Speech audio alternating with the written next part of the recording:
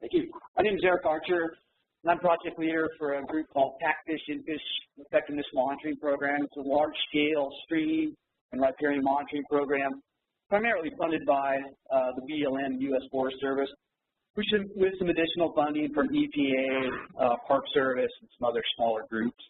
What I'm going to talk to you about today is a method of assessing status of stream habitat conditions. We've heard a lot about we're going to evaluate status and trend. Here's a method that we developed and published in the peer-reviewed journals back in 2010 that for the geographic area covered under PIBO, which is the interior Columbia and Missouri River basins.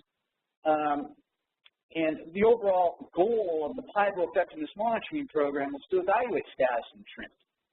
And, you know, we talk a lot about reference condition, departure from reference condition. This method takes into account what we expect and are our management actions resulting in degradation of aquatic habitats across the area covered under the biological opinion for bull trout and steelhead, which was a huge geographic area, basically 5 states.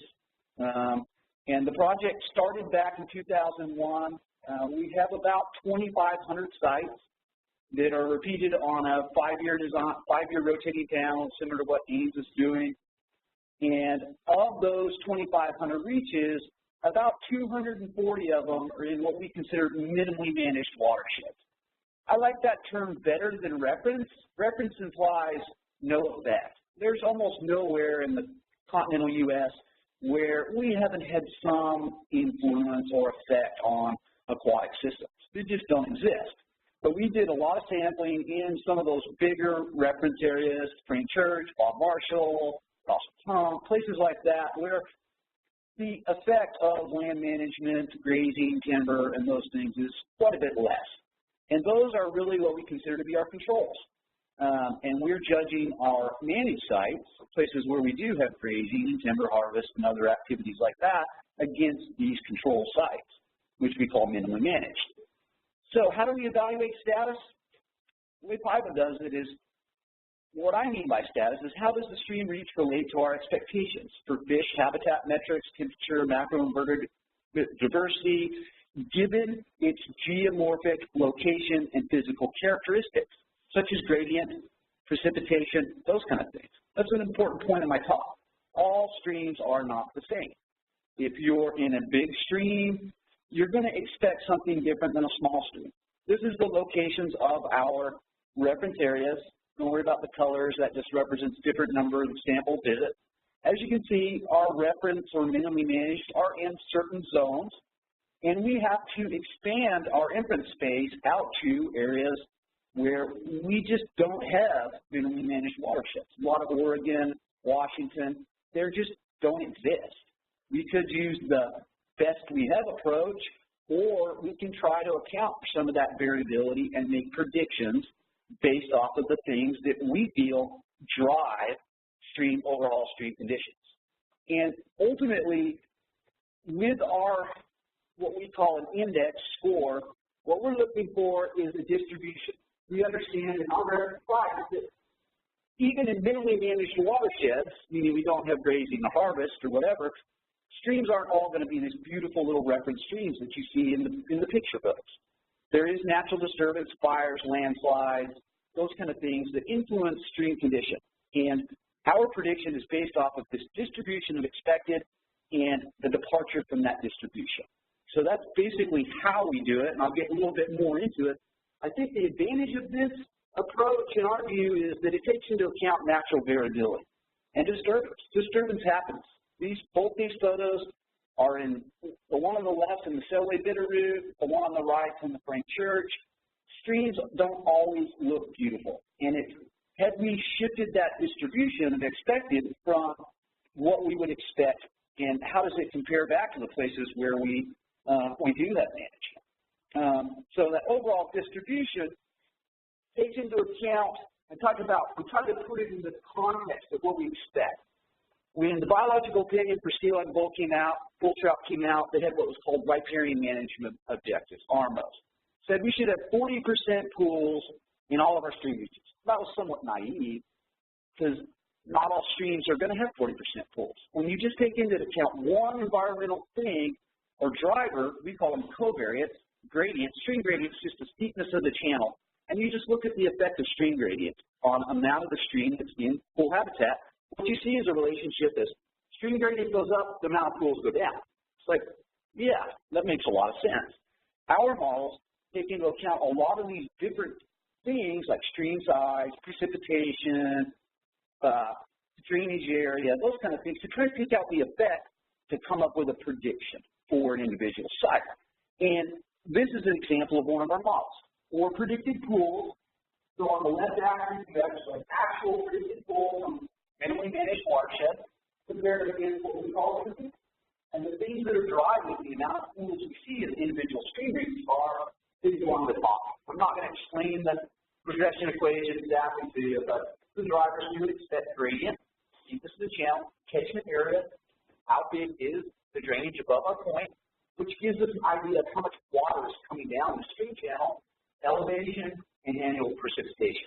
Geology also plays a role in a lot of our models, and this is basically our prediction for that. We then take that prediction and we break it up into a scoring, looking at the departure from that prediction. So the predicted line is right here. Things above that line have more pools than we would expect, and the thought being that more pools is better for fish.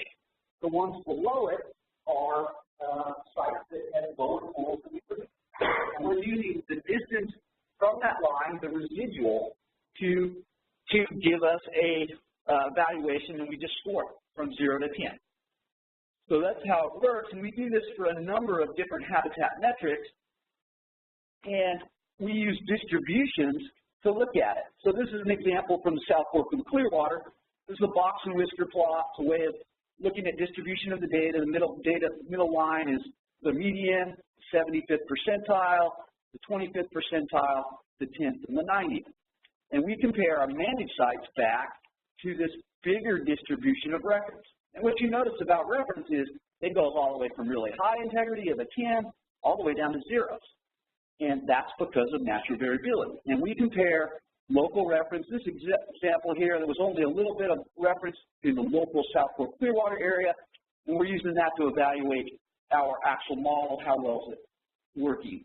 6 is not a big sample size, but what you see in this example, per percent pool, we compare the reference distribution to the managed, the 21 managed sites, we see pretty good agreement.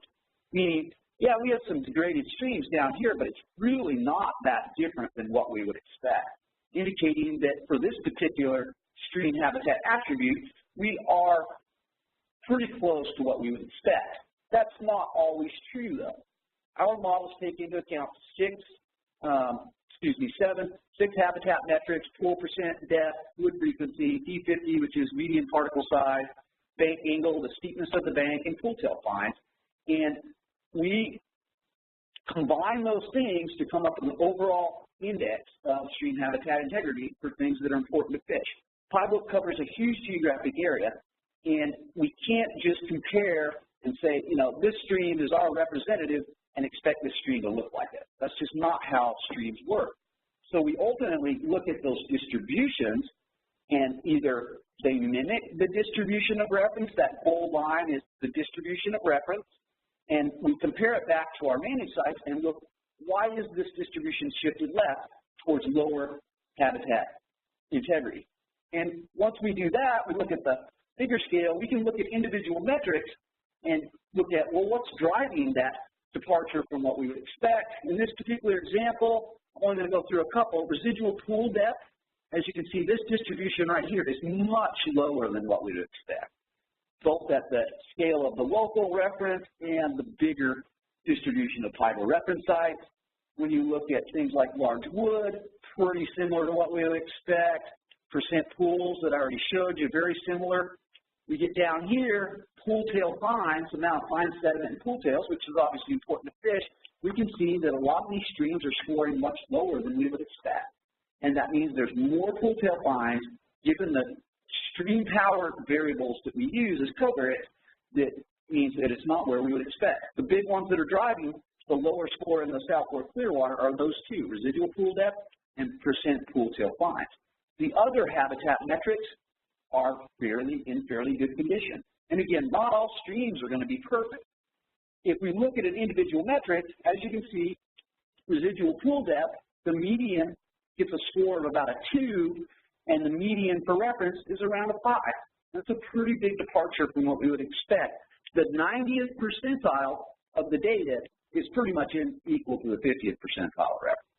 So we use those multiple things to evaluate the overall condition and its effect on, because we contribute a lot of it to land management, because we realize that there's always going to be some poor sites with a lot of fines because we have a big landslide, fire, whatever, upstream of the point where we're measuring. We then use these models based off minimally managed, and we apply them to the whole suite of PIBO sites, the 2,500 sites that are in managed watersheds. And our hope is to work with the AIMS program to expand our inference into the geographic areas covered under AIMS. Some of the stuff Scott talked about, I'm sure JJ will, about some of these other areas, we need drier referencey type areas, somewhat problematic, but we will try to use these models to expand our understanding across a bigger geographic area. And the bottom line is these type of approaches allow us to say, here's a stream that's functioning well versus functioning not so well. And if you look at individual metrics, pool percent, fine, it's hard for people to roll that all up and say, is this stream functioning properly or is it not? And that's the advantage of this approach, is it's clearly communicated to managers, and we can say these streams are bad, these streams are good, based off of this approach. And again, not all reference streams are going to be perfect, but it's all about predicting that how much have we pushed it to the other way, away from what we would expect. So that's it. Take any questions that you guys all have.